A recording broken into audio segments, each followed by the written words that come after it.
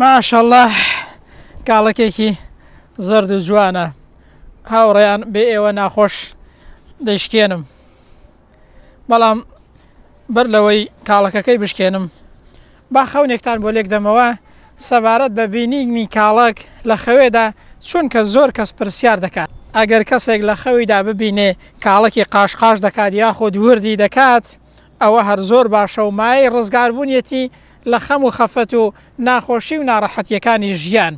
ئەگەر کەسێکیش لە خەوێدا ئەوە خۆشە کە کاڵکی بخوا، کاڵەکەکەش ئاوا زەرد و جوان و ڕێک و پێک بێت وە کاڵەکێکی شیرن بێت، لە خەوێدا بیخۆی بە هەموو بارێک لێکدانەوەی خەونەکە باشە و چاکەیە. جا بۆ ئەو کەسەی کە نەخۆش بێ کاڵەکێکی شیرن و باش و خۆش بخوا لە خەوێدا، چاک بوونەوەی و شیفایە لەلایەن خوای پەروەردگارەوە بە ئیزنی خوای گەورە. بۆ ئەو کەسەی کە خەم و خەفەتی هەیە کاڵەکێکی شیرن و خۆش بخوات، ڕزگاربوونیەتی لە خەم و خەفەت و دەرد و ناخۆشی و گرفتەکانی ژیان. بۆ ئەو کەسێک کە قەرزدارە کاڵەکێکی خۆش و شیرن بخوات، دانەوەی قەرزەکانیەتی بە ئیزنی خوای پەروەردگار. بۆ ئەو ئافرەتەی کە حامیلە بێت کاڵەکێکی خۆش و جوان و ڕێک و پێک لە خەوێدا بخوات، منداڵبوونیەتی یاخود چاکبوونی باری تەندروستیەتی.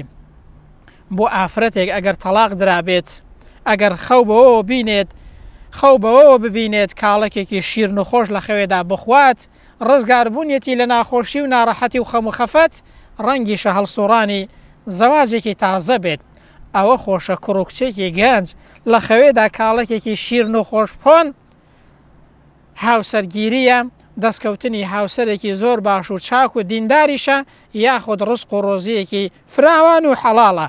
تەنها بەگشتی حاڵەتێک هەیە کە خواردنی کاڵک خراپە، ئەویش ئەوەیە ئەو کاتەی کە کاڵک لە خەوێ دەبینی وەرزی کاڵک نەبێ و کاتی پێگەیشتنی کاڵک نەبێت، کاڵەکەکەش زەرد بێ و تۆزێکی ژورد بن، یعنی ئاوا گەورە و جوان نەبێت، ئەوە دەڵێن مایەی خەم و خەفەتە و مایەی کەوتنە ناو ناخۆشی و ناڕەحەتیەکانی ژیانە.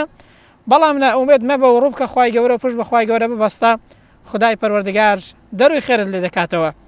ئێستاش بێ ئێوە ناخۆش کاک عەبدوڕەزاق وەرە بە کاڵەکەکەی بخۆین، زاهیری زۆر شیرن و خۆشە.